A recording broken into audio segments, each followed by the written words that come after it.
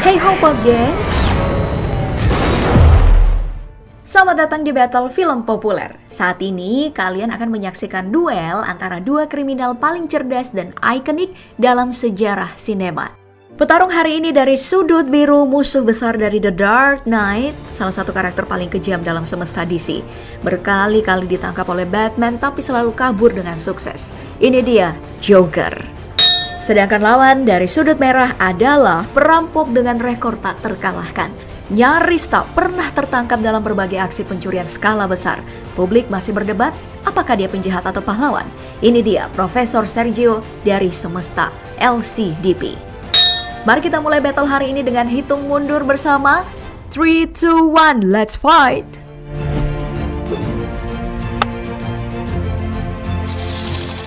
Ini adalah pertarungan 5 ronde. Pemenang dalam pertarungan tiap ronde akan dapat 1 poin dan akan diakumulasi saat ronde terakhir selesai.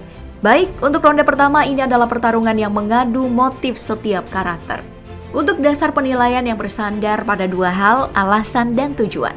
Dari segi alasan, baik Joker maupun Profesor memulai karirnya sebagai kriminal dengan alasan yang sama, kehilangan orang yang dicintai. Dalam versi arus utamanya, DC, Joker digambarkan memulai karir sebagai kriminal karena kehilangan istrinya, Jenny yang lagi hamil, saat terlibat di perampokan pertamanya. Dalam penyamaran awalnya sebagai Red Hood. Nah, rencananya digagalkan oleh Batman yang saat itu baru debut sebagai vigilant di kota Gotham. Nah, pertarungan mereka berakhir dengan kekalahan di sisi Red Hood, di mana dirinya terjatuh ke dalam limbah kimia beracun, yang bikin doi berubah total.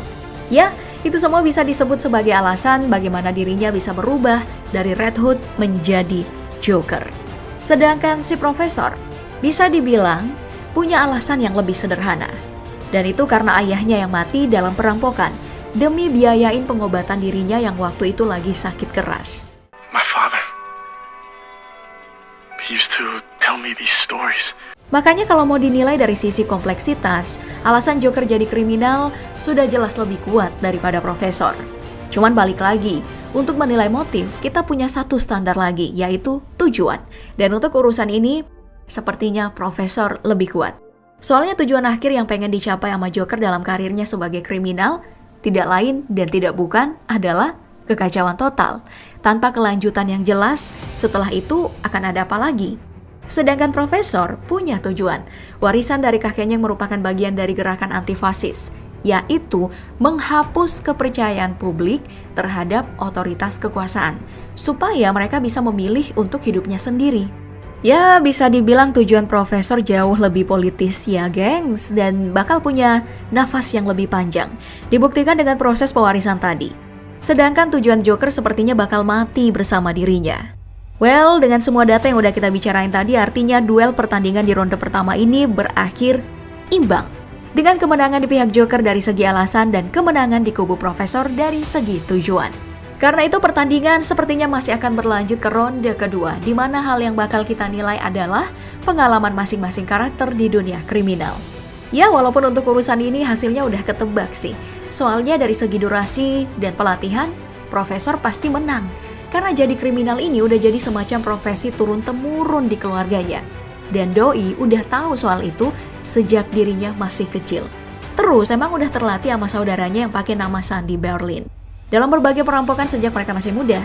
Sedangkan Joker baru mulai terjun ke dunia kriminal sejak insiden Red Hood. Itu pun terpaksa karena keselamatan keluarganya terancam. Sebelumnya mah Joker cuman analis kimia sekaligus komedian gagal dengan gaji pas-pasan. Makanya untuk ronde ini pemenangnya udah jelas ya, yaitu Profesor. Well, itu skor pertama kita sejak duel ini dimulai ya, tapi pemenangnya belum bisa ditentuin karena masih ada ronde selanjutnya, di mana kita bakal nilai soal kemampuan dua kriminal ini dalam urusan strategi.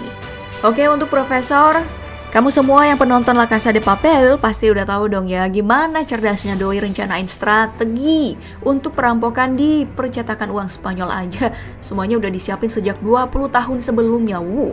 Ya, Profesor ini emang tipe kriminal yang perfeksionis banget. Doi nggak masalah kalau ngabisin waktu buat analis setiap kemungkinan, mulai dari hal yang teknis kayak topeng dan seragam, sampai kekuatan dan kelemahan dari setiap model tindakan. Makanya semua rencana pasti ada cadangannya dan itu semua selalu disampaikan ke krunya. Jadi mereka semua bakal selalu siap sedia untuk setiap kemungkinan. Selain itu ya, profesor ini orang yang siap belajar apapun demi keberhasilan dan rencananya. Jadi jangan heran kalau doi ini punya banyak pengetahuan teknis bermanfaat. Mulai dari ilmu medis seperti anatomi dan pengobatan, sampai ya ilmu mekanik kayak sistem keamanan cyber dan analog. Tapi itu bukan berarti doi bisa ngelakuin semua sendiri ya. Sebaliknya profesor ini malah sadar kalau dia nggak mungkin menguasai semua jenis pengetahuan. Makanya setiap rekrut orang yang dipilih pasti yang betul-betul terlatih dalam suatu bidang. Sayangnya meskipun profilnya sementereng itu, dalam strategi profesor sebenarnya ada batasan yang besar yang bakal jadi kelemahan saat melawan Joker. Dan itu adalah usahanya untuk selalu menghindari jatuhnya korban supaya tetap dapat dukungan publik. Itu bakalan sulit sih kalau diterapkan dalam pertarungan melawan badut psikopat ini. Soalnya seperti yang kamu tahu, Joker ini kan gak terikat dengan aturan moral apapun. Apalagi doi udah nothing tulus sejak kematian keluarganya. Selain itu, meski dalam beberapa kesempatan kita bisa lihat Joker gunain strategi cerdas buat menang dari lawan, itu bukan alasan utama yang bikin doi jadi karakter paling berbahaya. Jalan pikirannya yang gak bisa ketebak dan respon super cepatnya lah dalam menangani situasi yang bikin dia mesti diwaspadain. Bayangin aja seorang perfeksionis dengan perencanaan serba matang harus berhadapan dengan badut penuh intrik dan kejutan yang gak peduli sama aturan. Ya, untuk ronde ini kita harus akui kalau Joker bakal menang telak sih. Jadi skor saat ini udah 1-1. Tapi tenang aja, pertarungan belum berakhir.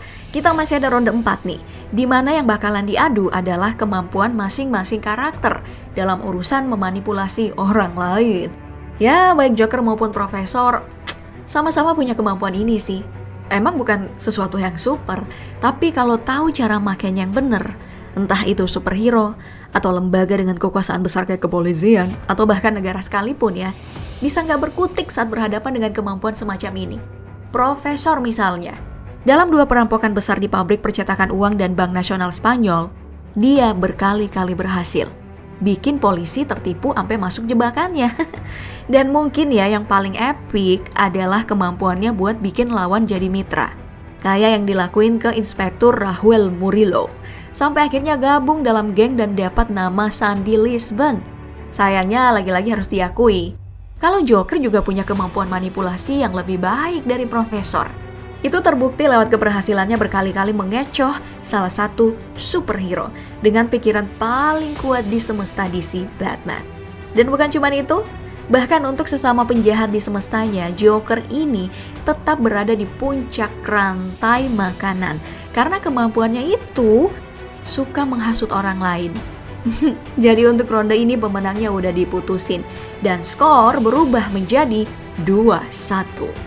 Hey, cuman hasilnya belum mutlak ya, karena kita masih ada duel untuk ronde terakhir, mengadu kemampuan 2 karakter ini dalam urusan menggerakkan massa. Ya, sekilas ini kemampuan emang tampak mirip, tapi dari segi metode, mereka berdua punya perbedaan yang besar. Joker ketimbang menggerakkan sebenarnya lebih cocok disebut mengendalikan, karena metode yang dia gunain gak bakal jauh-jauh dari ngandelin rasa takut orang lain, supaya nurut sama keinginannya. Joker juga gak kenal konsep lawan maupun kawan dalam urusan ini. Jadi jangan heran kalau musuhnya lebih banyak. Joker juga gak punya sistem filter untuk orang yang pengen masuk dalam circle-nya. Kecuali Harley Quinn ya. Makanya bisa aja dihianati nama rekannya, yang mana emang udah kejadian beberapa kali. Kayak waktu doi berkonflik dengan Lex Luthor. Ini beda banget sama Profesor, yang hampir dalam keadaan apapun, para krunya pasti setia sama dia. Soalnya alih-alih gunain rasa takut kayak yang dilakuin Joker, Profesor lebih condong kepada metode pendekatan yang manfaatin impian dengan ngasih orang tujuan. Makanya kebanyakan dari rekrutannya adalah orang-orang putus asa yang udah kehabisan pilihan, yang begitu ditawarin kesempatan pasti bakal dimanfaatin dengan baik. Ya emang sih di satu sisi ini bikin para rekrutan Profesor jadinya terkesan bergantung ya sama dia. Cuman kalau diterapin ke dalam duel kayak gini, itu malah nguntungin banget.